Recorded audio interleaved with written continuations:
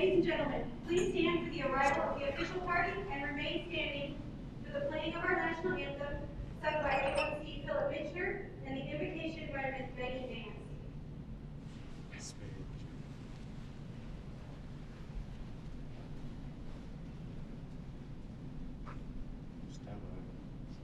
Coat. Attention. Foot. Forward. March. Forward. March.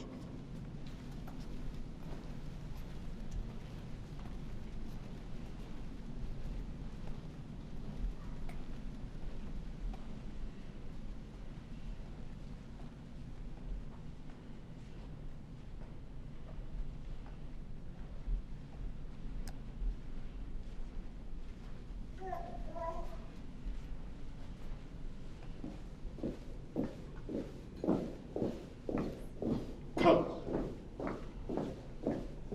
Hold. Reset. March.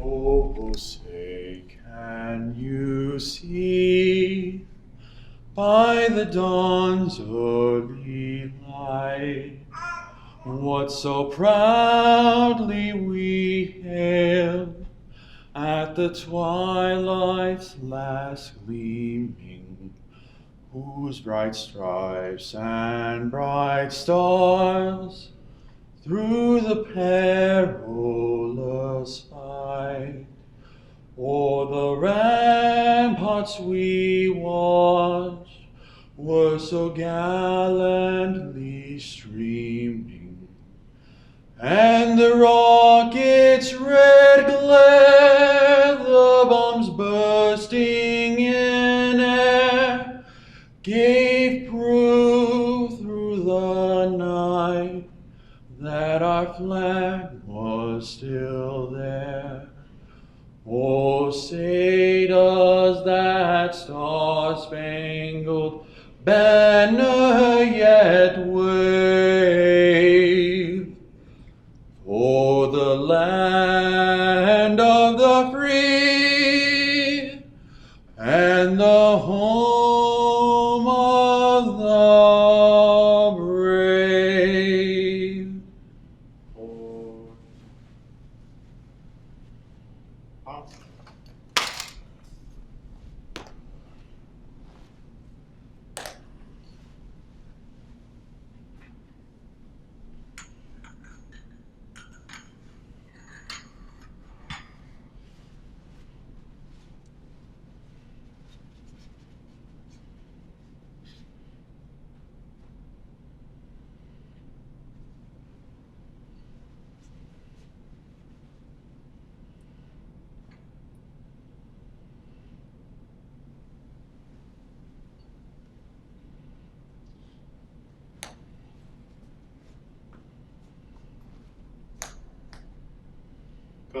Close your arch.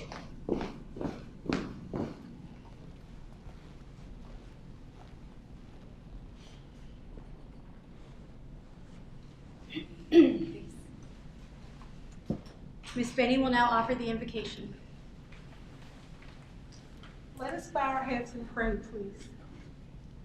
Dear Heavenly Father, today we are here to say thank you for Chief Master Sergeant James and the many years of service that he has given to the United States of America and the United States Air Force.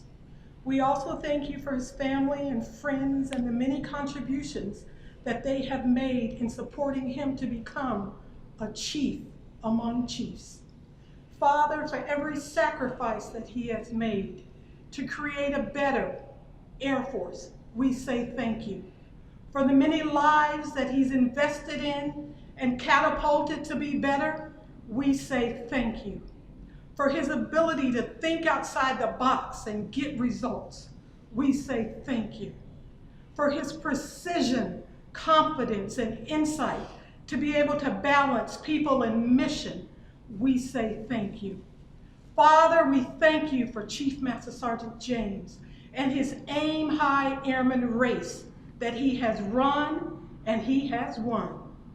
As he has faithfully pressed and passed on the blue baton to the next generation, he has now received a new baton and stepped into an even greater level of leadership and responsibility.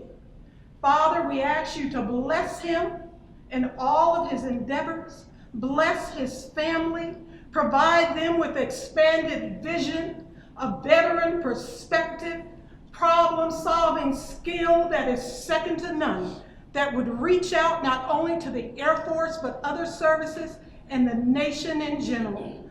We thank you for Chief James. We pray your abundant blessings to overflow upon him and his family. And we also ask you to bless the remainder of this ceremony and the refreshments. It is in your powerful, your majestic, glorious, life-giving name that we pray and say amen and amen. Amen. Wow. Thank you, A.C. Mitchner and Miss Benny and our Honor Guard members. Ladies and gentlemen, please be seated.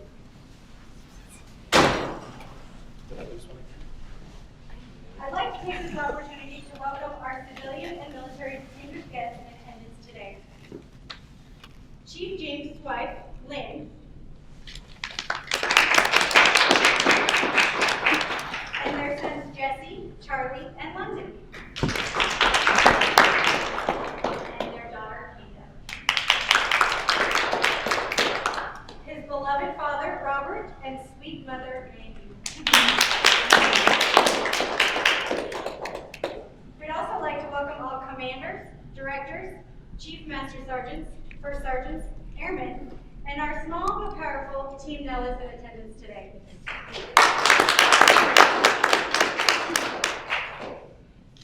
We are pleased to have with us today our presiding official, our Force Support Squadron Commander, Lieutenant Colonel Nicole Derby. Hi team. I'm going to use notes because 28 years is a lot to talk about. And if you've ever seen me speak in public, you take the mic away because I'll be up here forever. So in the interest of everyone's well-being, I will use some notes. And it'll also help me remind me to not use acronyms so much. So, well, Chief, I am so glad to see that you are out of timeout from playing Xbox and not helping with London. So Lynn, thanks for allowing him to be out of timeout today so that he can join us. Chief's had a lot of fun projects recently with his Kicking It with KJ, and it's a really wonderful podcast and video series that he's had. So we'll be making some references to that today. We're here on the Air Force's 73rd birthday to honor the service of Chief Master Sergeant Kevin James. And while he didn't join 73 years ago, it was about that time. It was when I was in. Anyway, I know I can only get away with that for a few more years and then I'll be in your shoes as well. So I'm going to take advantage of it while I can.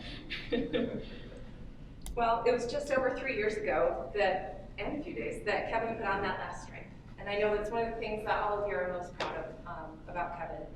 It's the Air Force's birthday today, so I feel obligated to include a little bit of history lesson. For those of you who aren't aware, the rank of Chief Master Sergeant hasn't been around as long as the Air Force has. I just found that out this week. It's yesterday years old. It was actually only created in 1959. And it was very obvious from the beginning of the Air Force that this rank was needed to lead our enlisted force. We just had a lot of Master Sergeants running around leading each other and didn't really have a way to show the cream of the crop, those who rose to the top and really truly lead and make things happen. Finally, we got that done in 1959, and now we have the rank of Chief Master Sergeant, which by law is only the top 1% of our enlisted corps. It's an incredible milestone and achievement for sure, and one that I'm sure all of your family members are proud of for you, Kevin. Serving in our Air Force in the service's career field is actually a family business. I'm not sure if you're aware, but his dad is retired services Master Sergeant. So we've got a little bit of a James dynasty going on there. And you can tell from his expression, he gets his facial expressions from his dad. It's a very senior NCO look that you've got there going on, sir. Well, Kevin has had some really cool assignments and some pretty neat jobs, sprinkled a lot of deployments in between. I'll give you a few highlights for you. He got started as an intramural sports director when he was at Ankara, Turkey, just as that base was starting to close down. So he gets there, he's like, sweet, I'm new. And they're like, cool, we're going away. So figure it out, close us down, and also we still need morale. And that's what he did as a very young airman. On his very first EPR, it was noted as an A1C that his can-do attitude and strong work ethic caught the attention of his leadership. Kevin then moved on to his first job in food service, which is his true love, just like mine, at Ramstein Air Base in Germany, though we know a lot more food tours are in his future. Where a senior airman, his supervisor, noted that he succeeded in leadership challenges rarely afforded to the same grade. So from the very beginning, we knew he was special. So then, crossing over back to the Atlantic, Kevin decided to keep going all the way across the United States and ended up in beautiful Santa Barbara in California at Vandenberg Air Force Base and Space Command, where he attended the Airman Leadership School and was recognized as the Levitot Award winner, which is an incredible achievement for sure, to be the top graduate out of the Airman Leadership School class. Again, the Air Force knew there was something special there. For a few more years at the beach, Kevin moved further inland and north to Beale Air Force Base, one of my personal favorites, in Northern California. He basically ran the contrails dining facility there, which is no easy feat. I got to visit it 10 years later, and it's certainly not in the shape it was in when you were there, sir. It was at Beale that 9/11 occurred, so his and our lives changed forever during that assignment for him. Deployments really started to pick up, and so did the duties for him. He did a short tour at Kunsan shortly thereafter in South Korea, and then spent some time in food and also in honor guard, and then decided to come back across the ocean again and found himself back in California. We're seeing a theme here, right? This time adjacent to beautiful wine country at Travis Air Force Base. This is the assignment where others really saw Kevin shine and really make a name and a home for himself. I can easily see that Chief thrived as a readiness NCO at Airman and Family Readiness, making sure that airmen and their families were all ready and equipped to handle deployments and oversee separations. He ran some really awesome programs while there. Many of you are familiar with our deployed family dinners that we put forward to make sure that our deployed families have a moment to know that they're appreciated, to have their cares and their needs met for a few moments while they're taking care of their entire families on their own. Another thing that he got to do was one of my favorite things I've seen before, the Kudos program. And that's basically running personnel deployment line operations for children, so they can get a better idea of what their parents are going through during deployment, what deployment spin-up means, and a little bit more of that commonality so the kids are a little bit better able to understand what their parents were going through. Those are some really amazing skills and coping mechanisms that you were able to give to our deployed family members. So from the bottom of my heart, thank you for that. While he was there, they had a few inspections actually, and he was called out by one of the inspectors as the most organized I've ever seen. I would like that on my OPR. That's a pretty amazing compliment to know that inspectors are coming and looking at every possible detail. They've been all over the place, and they look at Kevin and say, your programs are the most in order I've ever experienced in my career. That's a pretty significant accomplishment. Next, he was ready to move back across the country. He likes to zigzag a lot, if you haven't noticed. It's like a little pinball machine. This time, as the Inspector General at Air Combat Command in Hampton, Virginia. He also earned his master's degree while there. So, yet again, showing that he's got a lot in him. The Air Force knew there was something special. While there, he served as a continuous example and exemplar of self-improvement and development. One of my favorite comments that I noticed on his EPRs as I was preparing for today is that he is called an all-in enlisted leader, always motivated to make a difference. And that just goes to show people knew you were going somewhere and that you had some leading to do. There's evidence of all of this throughout his record, and as he and his teams won accolade after accolade. There's LeMay Awards, there's Diamond Sharp Awards, you name it, it's in there. It's pretty incredible achievement. He then crossed the United States again, once more, on the other side. He really liked cross-country trips, I think. At that time, the Air Force liked to do it. Oh, okay, got it. So then he went all the way up to the Pacific Northwest, where he was stationed at Joint Base Lewis McChord. He got to serve as a Sustainment Services Flight Superintendent there. Finally, he motored on the left side of our country and landed here at Nellis, where he put on the rank of Chief and wrapped up his Air Force career with a little more time in Sustainment Services before moving up to serve as our Squadron Superintendent of the largest FSS in the Air Combat Command. This is when he and I had the chance to get to know each other and work together and propel our awesome sparring forward. Though looking through your record, we were at Bagram at the same time, we never actually ran into each other. So this is the chance I actually got to know Chief James better. On a personal note too, this is a wonderful opportunity for Kevin and for Lynn, because she was finally able to move out here, and they were all able to live in under one roof. So I know that means a lot to have our family all in one place. One of the coolest things that happened while I got to work with you was that you rushed the super secret fraternity known as Leadership Las Vegas. And you were actually the first active duty Chief Master Sergeant accepted to the program. It's full of all the people that are important in Las Vegas and the community, business owners, CEOs, leaders, truly leaders in the community. Some Air Force officers, colonel rank and above, a lot of retirees, but he was the very first one who was an active duty Chief Master Sergeant. Welcome to the program. You've always been my partner in transparency. You know that's one of my favorite things as a leader, as we led the 99 FSS. And I enjoyed hearing about your leadership Las Vegas experiences and all that self-discovery and transformation that you underwent during that program. I especially love that you were able to leverage some of the relationships you built in that program to benefit our airmen. So thank you, I appreciate that. When I approved your request for Leadership Las Vegas, I did charge you with the condition to find ways to pay back the investment. You've done that 100-fold. Thank you, and please don't stop. Chief, you've been our biggest champion and our biggest fan, and I'm grateful we now have you cheering for us on the sidelines. Best of luck in future episodes of your podcast, and as you join your fellow retirees across, or in the Blue ID crew, we've got one over there, right there. True Blue ID. Complete with the blue card and that radiant glow. Thank you, sir. Thank you, ma'am.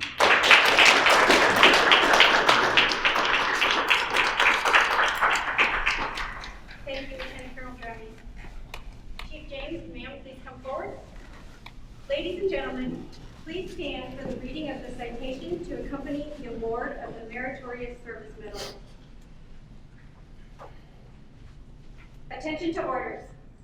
Chief Master Sergeant Kevin D. James distinguished himself in the performance of outstanding service to the United States as Chief Enlisted Manager, 99th Force Support Squadron, 99th Mission Support Group, 99th Air Base Wing, Nellis Air Force Base, Nevada. During this period, Chief James led Air Combat Command's largest non-joint force support squadron with over 800 personnel, providing 5,000 programs and $5 million in operations for 600,000 customers a year. He oversaw the Nellis Honor Guard program with 60 airmen responsible for 107,000 square miles in 4 states, flawlessly executing 768 ceremonies. Chief James was instrumental in the Air Force Benchmark Professional Development Center that developed 13,000 Nellis and Creech airmen, providing 81,000 course hours. Additionally, he drove continuous process improvement, increasing the dining facility grab and go and fitness access hours by 1,000 hours annually, benefiting 5,000 total customers. Furthermore, Chief James drove a superior lodging program with 224,000 annual customers that generated $13 million in central lodging funds and the $25 million temporary living facility project, creating 40 new rooms for families. Finally, his leadership was instrumental in his duties as functional area manager for 2 bases, vectoring 124 airmen, supporting 2 numbered air forces, and 6 wings that generated 12,000 sorties annually. The singularly distinctive accomplishments of Chief James culminate a distinguished career in the service of his country and reflect great credit upon himself and the United States Air Force.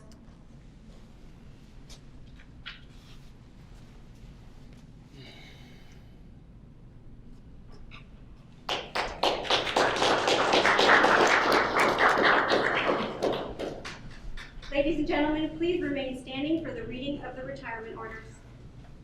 Ready for it? Do you have any more things to say? Attention to orders. Department of the Air Force, Washington, D.C., Special Order Number AC 011154, dated 30 September 2020. Retirement of Chief Master Sergeant Kevin James, 99th Force Support, Superintendent, Nellis Air Force Base, Nevada, is relieved from active duty assignment effective 1 October 2020. Chief Master Sergeant James is retired in the grade of E9, effective 1 October 2020, by the order of the Secretary of the Air Force. To commemorate his retirement, Lieutenant Colonel Brody will now present Chief James with a certificate of retirement. Ladies and gentlemen, please be seated. If I get in trouble in 12 days, are there takebacks? Thank you. To commemorate his retirement, Lieutenant Colonel Brody will now present Chief James with a certificate of appreciation from the Chief Master Sergeant of the Air Force. That handsome fellow over here has fallen out of the binder. My hair grew back once I retired. There you go. The certificate of appreciation reads, I am proud to join your friends and family in congratulating you on your retirement from the United States Air Force. Chief Master Sergeant Kevin D. James, the achievements and contributions you have made throughout your career are indicative of the core values of our great service. Your retirement is well deserved, but your selfless contributions will be sorely missed. On behalf of all airmen, thank you for your faithful and devoted service to our nation. As this chapter in your life closes and a new one begins, I hope the years ahead are filled with more great memories and continued success. Signed, the Chief Master Sergeant of the Air Force. Awesome. Thank you, Chief Wright. Chief Master Sergeant James has received a letter of appreciation from the Commander-in-Chief, Donald Trump. Thank you. For service in the Armed Forces of the United States of America, Chief Kevin D. James, I extend to you my personal thanks and sincere appreciation of a grateful nation for your contribution of honorable service to our country. You've helped maintain the security of the nation during a critical time in its history with a devotion to duty and a spirit of sacrifice in keeping with the proud traditions of military service. And this is signed by our Commander-in-Chief.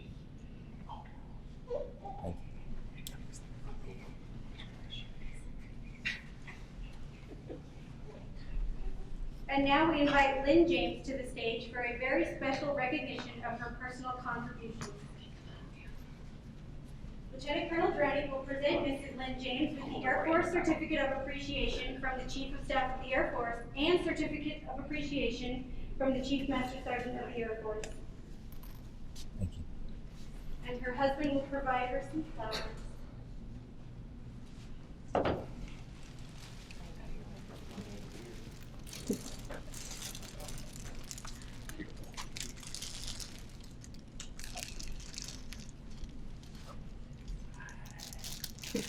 And now we would like to ask Chief James' families to come up for their certificates of appreciation. Rank order.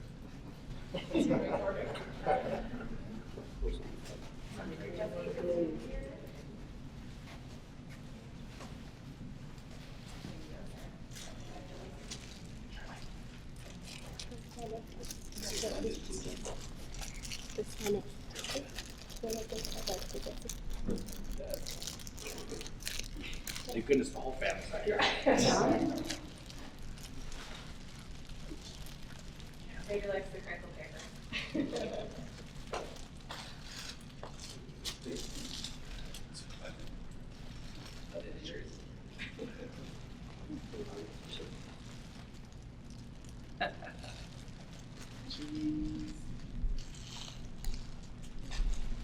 Thank you, Jesse, Charlie, London, Kada, Mr. Robert, and Mrs. Mayhew.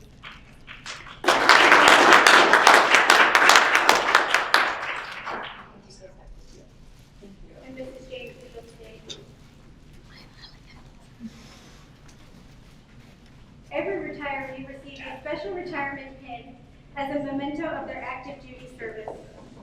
At this time, I'd like to ask Mr. James and Mrs. James to place this pin on her husband, their son's lapel to symbolize the transition from active duty to retired status. Not only were they a huge supporter of his career, they also had to put up with him. That's a lot.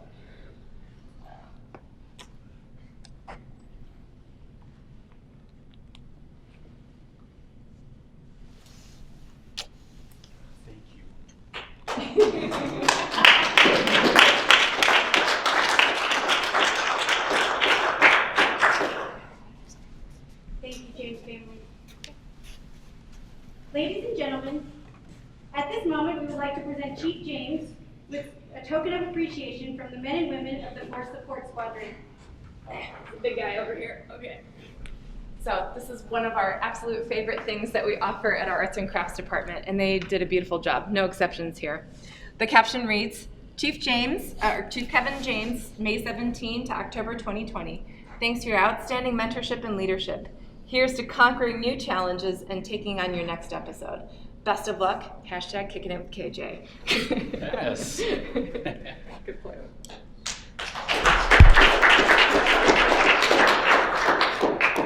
And now I'd like to ask Chief Schaefer to come forward to present on behalf of the Chiefs group. Can I get any and all chiefs if they're here, up here? So, it's hard to quantify a chief's career, especially 28 years, and I would argue that you can't encapsulate everything that they've done.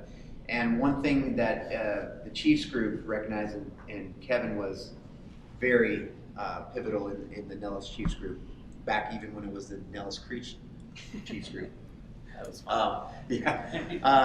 And everything and how we've reached out to the airmen. One thing we rarely talk about is the effect on human lives that a chief has in their entire career. We cannot begin to quantify how many airmen stayed in the Air Force because of Chief James, how many propelled within the Air Force because of Chief James, and there's no way to really encapsulate what that impacted for our country or the Air Force. There may be future chiefs. I won't say maybe. There are future chiefs in this Air Force that would not have become future chiefs or future, colonels, except for your influence, right? And we, just as a small token of all that, when a chief retires from the Chiefs group, we like to present them with a memento. It is normally what we call the Trail's End memento, which is a depiction of a Indian brave at the end of their trail, completely exhausted. But some chiefs don't like the finite image that that presents, so we offer other things. And in Chief James's case, we have the retiree parking signs. Oh, man. That's more practical. I am exhausted. And No, since you are FSS, I'm sure you could actually get that mounted at the PX. Oh, Yeah. So there you go, permanent spot. Thanks, We'll work on it, Yeah. James has served in the Air Force for many, and I do mean many, years. To be honest, it's been 28 years since he joined, and it's hard to believe that the Air Force put up with his attitude and shenanigans, but here we are. Most of you know Chief James is an open book and can talk to you about anything for hours upon hours. It's no surprise he decided to venture out and create his own podcast, Kicking It with KJ. While we, the Nellis team, were able to work hand in hand with Chief, we had the opportunity to see both Chief James and, with all due respect, Kevin. He had the funny yet serious demeanor, and then if you really upset him, he'd turn into the Hulk. At one point, we thought we were going to have to calm him down by reminding him the sun's getting real low. So without further ado, ladies and gentlemen, the moment we've all been waiting for, today's honoree, Chief Master Sergeant Kevin James. All right, sir. Oh boy, where's the tissue? I was already tearing up.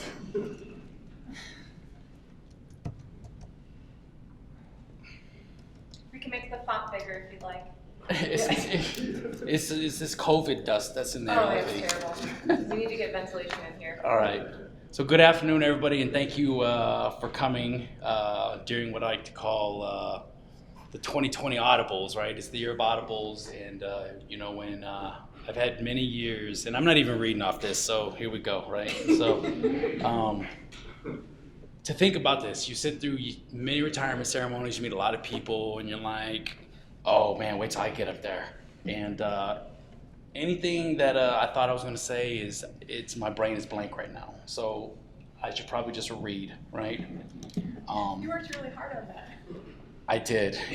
At my dining room table desk where my shoulders hurt.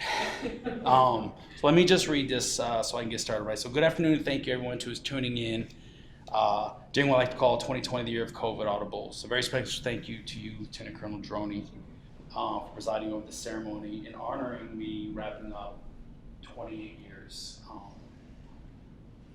Ms. Benny, for such an awesome invocation. Yeah. So originally it says the boom box for the rendition of the national anthem. So sir, I can't thank you. Thank you, Mr. Covington, for coming through for an audible. So if you wouldn't mind, can you come up and let me give you my coin?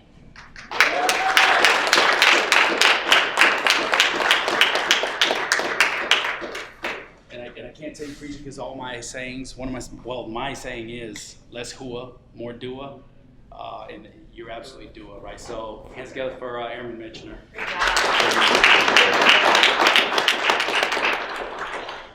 Whew, all right, there's the boom box. Master Sergeant Brown, Master Sergeant Kane for putting this together, right? Thank you, ma'am.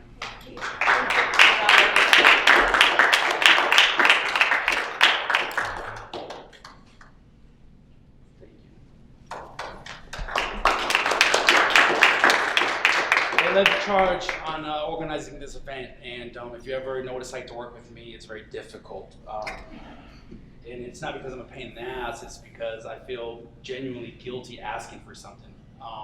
And so usually it was met with like, well, what do you think? And sometimes that's not good as a leader to say, what do you think? It's like, well, it's not about us, it's about you, and what do you want? And I don't know. And then last but not least, I got one for you, Airman White.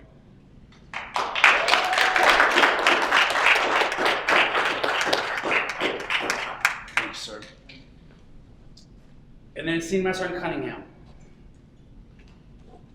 This one is for you, right? So I will have to drive to DM, or you will have to come out here, and that is a wingman for me, like no other. She's like my sister, right? And I can never get her to call me Kevin, but at least she's getting there, right?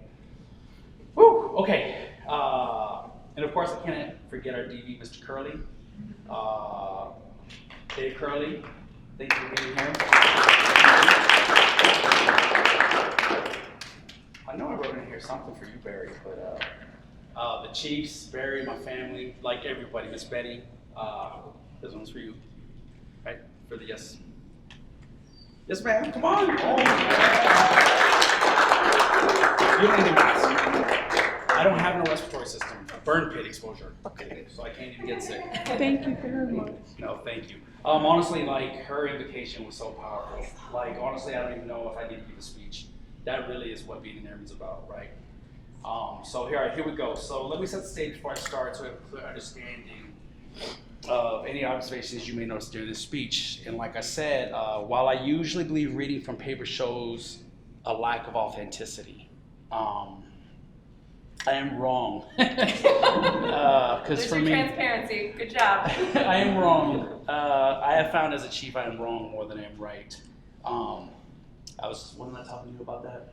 I was like, trust me, you just work for everybody, and that maybe is what made me a decent chief. But it means my brain has issues, and I lose the ability to stay on track, right?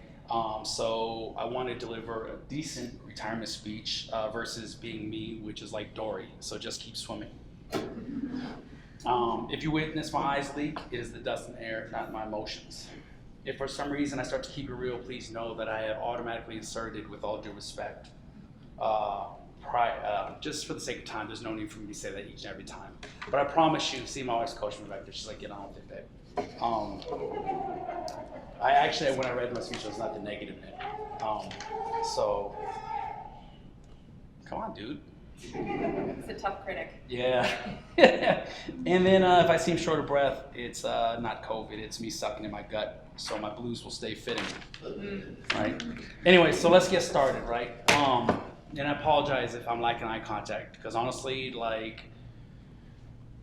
almost just couldn't even get up here and do this. I was waiting for Colonel Droney to have at least 5 more pages of things to say and say, Chief, we gotta go, the fire alarm went off. We can still do that. No, I better say this, right? Because it's on camera, right? So here we go. So I've had a ton of time to think about what I should say, and almost every time I was met with my imaginary angel chief saying, no, chief, don't say that.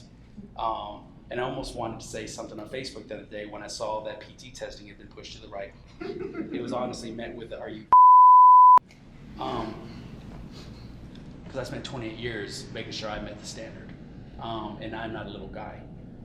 Anyways, we'll beat that out, Mark, I promise, right? I'm just joking, like, that was serious, but I'm not gonna be negative, right? So I wanna leave you with this, for those who are watching, because I've had time to reflect and I wonder what I regretted the most. I think that's the biggest thing, is to keep things in perspective, right? Because when you see a chief, for those who are listed in here, you forget we're people and we're human. You know what I mean? You do, because chiefs can make mountains move, right? We're untouchable, but most of us go home, and at least for me, I felt like I failed every day.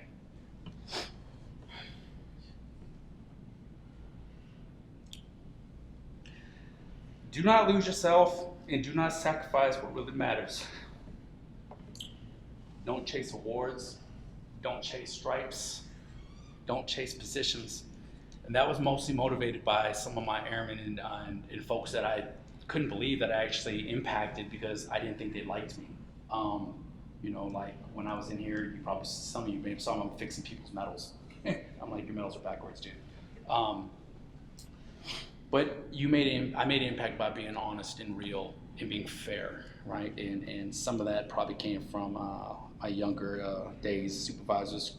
Some of you may not know, Doug was probably that supervisor who gave me that advice when Colonel Joni read what I did at Ramstein. I've been blessed to actually cross paths with this guy again, and you're much more classier than I am. Thank you.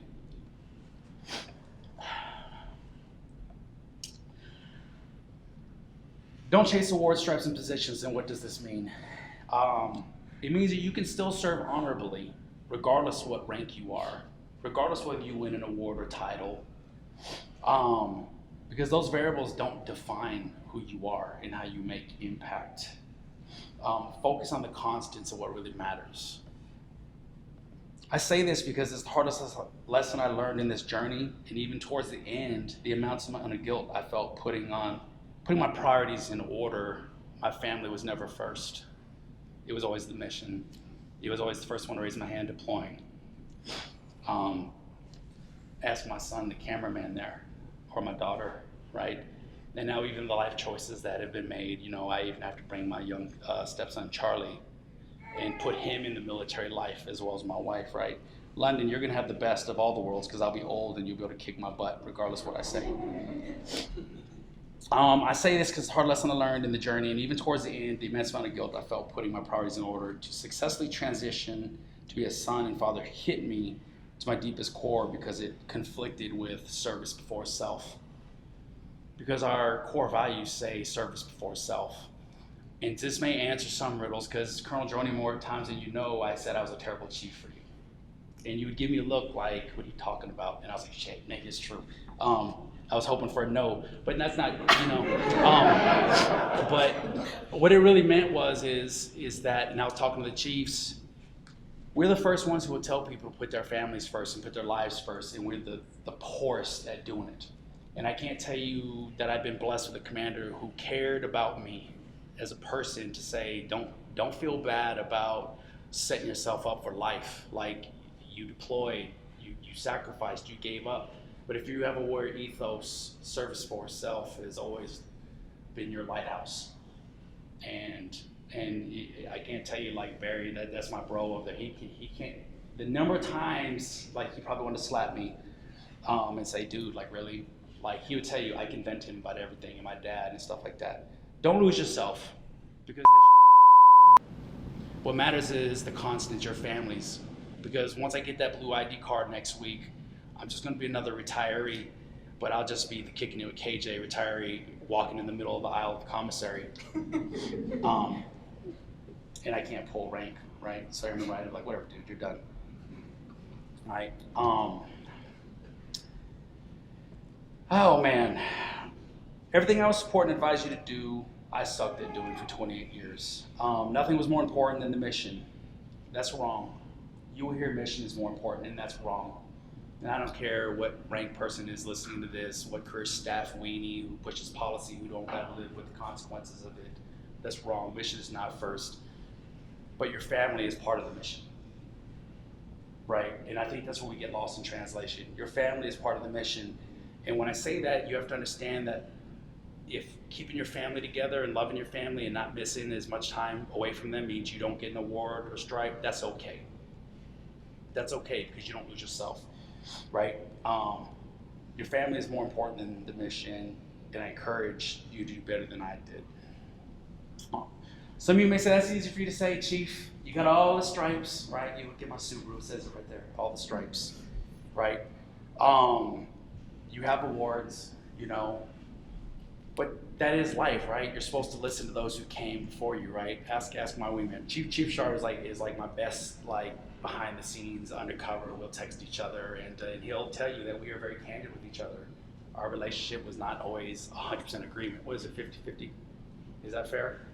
Right? But the one thing that is constant and 100% is it's okay for us to take care of each other and look out for one another, right? So don't ever get emotional and forget the people that you love and support and that are your wingmen because you're emotional and you feel a certain way. Because that's just emotion and feeling. It's not the constant, right? But it's easy for me to say that because I've done it all, right? But I would say, like, what have we all in the last 5-6 months focused on? When you got to go home and telework, did you enjoy being around your families? Did your stripes matter? Did the awards matter? If you go in my garage, I'll tell you where all my awards are. They're in the same Tupperware bins that I took them out of my office, sitting in the garage, and honestly, I forgot what was in it. Next to my dead car battery, right? And I'm not saying I wasn't proud to have earned it. What I'm saying is that I see a lot of folks that they chase the wrong things without realizing what they're gonna lose on the way. And you talk to any chief or any senior NCO and ask them, what did you lose along the way? Because each of these stripes, in between it, there's a story and a sacrifice and something lost, right? Allison knows we were in Iraq together when I ran mortuary affairs. And this was casualty collection, and that was tough, right? And she even said I was mean then. I find myself regretting many of my choices, and I often wonder maybe tech sergeant, master sergeant would have been good enough. I do. And someone asked me, was it you who asked me, like, what would I have done different? What did I say? Oh man, I'll answer. Oh. You said you wish you would have been there for your family. Yeah. Yep. So I put no regrets, like the guy with the tattoo that's and I mean that because that's the negative part, right? Is what I wish I'd have done better. But it is what it is, and we are where we are now, right? And you can tell that, you know, now I know why I was never invited to ALS to give a speech. I'm too emotional. So what went right? What went right? I believe you're put exactly where you're supposed to be. I do believe that. All those times missed, right? I hope you listened to what Colonel Joni said and hopefully what I write, because while I was gone, I wasn't just out clowning around. I was trying to do something good, and I was trying to impact, and I was trying to influence, and I was trying to help. Because if you look at some of our young warriors around here, that's what we as leaders are charged to do, correct? Right? And you honestly see people right in front of you, Barry, Mr. Curley, right? But Barry and Doug Kingery actually hands-on took care of your dad before you existed, right? Like, that's just the truth, they did, right? We as leaders are charged with leading, developing, inspiring, and the Lord knows I have 4 pages and I barely got past the first one. For caring with airmen. When I say airmen, do not just hear it, listen to it. Because I learned with, you talk about Leadership Las Vegas, they don't understand what an airman is. They don't. And if you ask me what the number one thing I argue with those community leaders was, I said, when you came here for Leadership Las Vegas, you didn't see one enlisted person. How awesome is that? You went and looked at the planes. But 80% of what generates mission here is airmen that are enlisted. Maybe you need to re-vector. And I don't know if I've invited help with 2021. I'm just joking, I haven't. I actually said that. No, I'm not gonna say it. So, when I say airmen, do not listen. Listen. Right? Do not hear it, listen. An airman is a warrior whose mom, dad, brother, and sister, husband, wife expects us leaders to bring the best out of them. That is what we were charged with. That's what your dad was doing when you were gone. It couldn't be no other way, right? Because someone took the time to do that for me. And look at the life we have. Look at COVID and who's struggling to have food, a place to live. We have a good life, right? After what would equate to over 8 deployments, 3 remote assignments, and 11 PCSs, I did my best to bring the best out of warriors. Some didn't appreciate it, most did. And then some come back a little while later when they learn the hard lesson. That was the karma I learned when I became a staff sergeant. And I had these airmen that tested me. I was like, oh my gosh, that was just like that.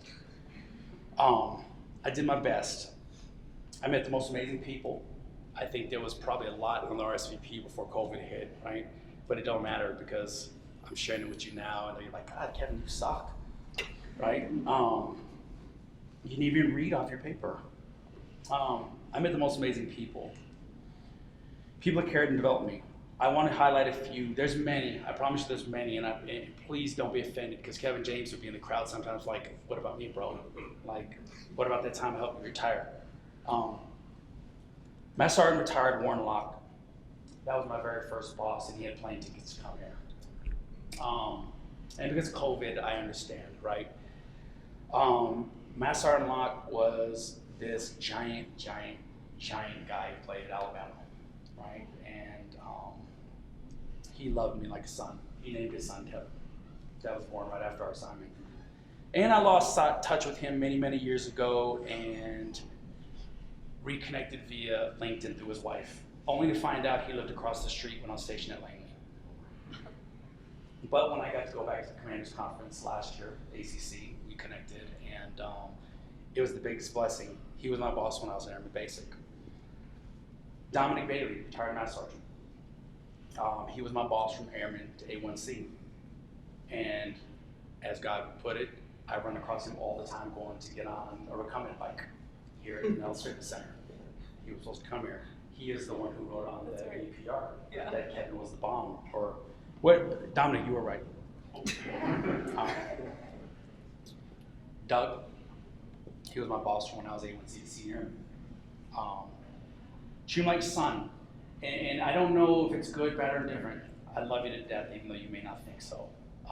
He said if you want to make changes, you got to get promoted. And then I show up to be his chief. We'll leave it at that. Right? And then Barry, right? I met Barry in Saudi Arabia in 1999. We had this rivalry with the L Street 10. They were the L Street locos, and we were K210, and we were buffer, stronger, and I was a very arrogant young kid. He was an NCO, and I was the type of airman who was scared of NCOs. I don't know, that was kind of Air Force was back then. Like, I was like, hey, Staff Sergeant said do it, so just go do it. And when you walked in their dorms, and they only had one roommate, it was like, wow, right? Anyways, there were many more, but these gentlemen had an opportunity to influence me as an airman, keyword airman, right? And Barry actually had me his Staff Sergeant stripes when I was going to test for the 4th time, right? Or what do you call me? I was going to make senior for the 3rd time. A1C for the 3rd. Yeah, A1C for the 3rd time. They influenced me as airmen and are present in my life today. And that's the journey that some of us don't realize when people burn bridges, is that 28 years that I get to stand in a room with 2 of the 4 I named who influenced me as an airman, right? And who knows, maybe when I'm got a walker or chief or colonel, right? Oh man, okay, I'm gonna read this now because my emotions are out of me. So the first quarter was rough, I'm sorry. It's like the Raiders. There are many more, but these gentlemen had the opportunity to influence me as an airman, and they're present in my life today. And each and every one of them will attest that me making chief proves that miracles do happen beyond Hallmark Christmas shows. To every airman, this is to the airmen. Without you, there's no need for a chief. There is no need for a chief if the airmen don't serve, and I think some folks, when they put on stripes, they forget that. Those stripes mean that you are a higher level servant, right? Because sergeant in Latin is servant, right? So don't forget to serve, right? We exist because you, and I hope that I was worthy enough to help you. I'm not going far, and if you subscribe, that's my shameless plug amongst the many. You can keep up with me and kick it with me. Okay. Lastly, to my family, but first my dad. If you don't know, shit, I might get emotional again. My dad is my first and only hero. He's Master Sergeant retired, professional grandpa, and he is the true rock of my Air Force journey. And I hope I made you proud. I'm gonna throw a little thing. So I remember my dad and I talking in California right before I was dropping going to MEPS, and I did tell him I would outrank him at least, or be the same. I'd be the same outrank you are and get match decorations. I was very, very, very always looked up to my dad. Obviously we lived together, right? And you really would like to watch our show if we had it, if you really could be a fly on the wall, because it's funny. Especially when you're locked in the same room during COVID. In all my time away, he filled the gap and raised and loved and protected our family, to include my kids. And where sometimes I watch my kids gravitate to him more than they do me. And that's a big pill to swallow. And that's one of those gaps in our stripes when you talk about what it takes to become a leader in the Air Force. How often we give up time with our family and someone else is raising them. And then you have to come home and accept that they gravitate to someone else more than you. Dad, you rock. And I was hoping you remember that you have to walk to my left since I rank you. I'm just joking, kind of. Not really. It is funnier on paper. I can never express the depths of my gratitude to you and Mom, to my kids, right? To my kids. Even my adult kids in California couldn't be here. Hi, Brandon. Hi, Ryan. Hopefully you're enjoying school or watching our stocks that crashed. Do something. I'm grateful that during the fourth quarter, because I look at when I met my wife, this is the fourth quarter of my life. Maybe the third. I don't know. I usually just say the fourth quarter, so I just keep working hard. You gave me purpose when I could have just kind of retired and just rode off like Tom said, like, be the old chief and just not do anything, right? But you gave me purpose in your lives, and I wish you could be here. Jesse, Kata, Charlie, you amaze me every day. You guys really is, whether you believe it or not, I love you to death. You know what I mean? And I have so much fun when we're together, especially when I'm beating you down on game night.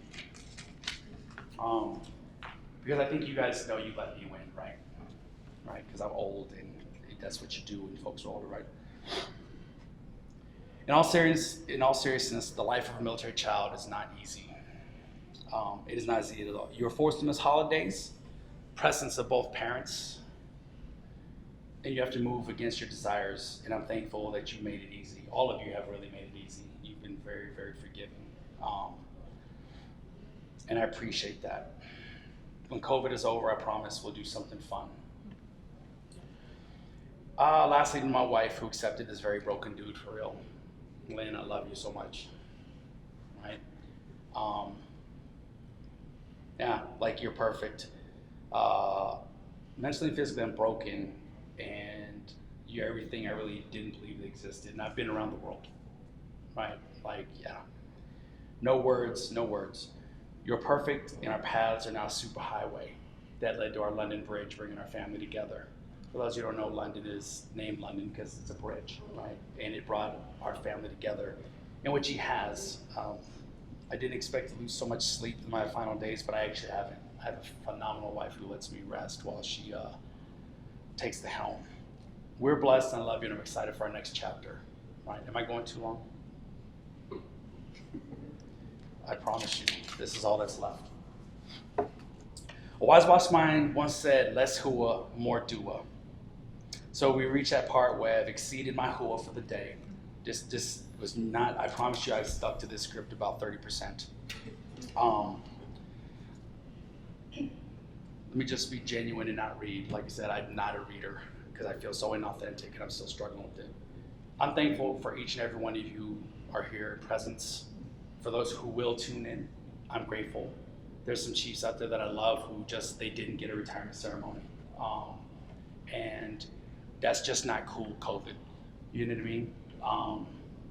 a lot of us think about this day, you know what I mean? And it's not what I thought it would be. This was way harder than I thought. It was way harder. I didn't manage to cry. I wanted to though. Because anybody knows me, I may be big and look like Shrek, but I'm actually like a little peach and I'm soft on the inside. It's just probably a good mix, right? Layers. I'm thankful for everybody, and I'm thankful for those who believed in me, those who didn't give up, because that's actually where you learn authenticity, is not quitting just because you're emotional, right? And I would tell you to go forward with that in your Air Force careers and your family life and everything you do on the outside. We live in times right now where things are tough, and nobody wants to be open-minded. You've got to be open-minded, you've got to sit at the table, you've got to be willing to listen. There's some things I get we don't talk about, right? Or negotiate, but that's not what I'm talking about. I'm talking about unity and love for one another as people, right? And so that is my charge. I plan to continue doing that. I do encourage you, if you are comfortable, like I said, Jackie Cunningham would not call me Kevin. I believe when you go outside, they expect you to be chiefly. Even though you're a chief, it's time for me to be chiefly. And I promise you that I will do my best and I'll let you down. Thank you. Thank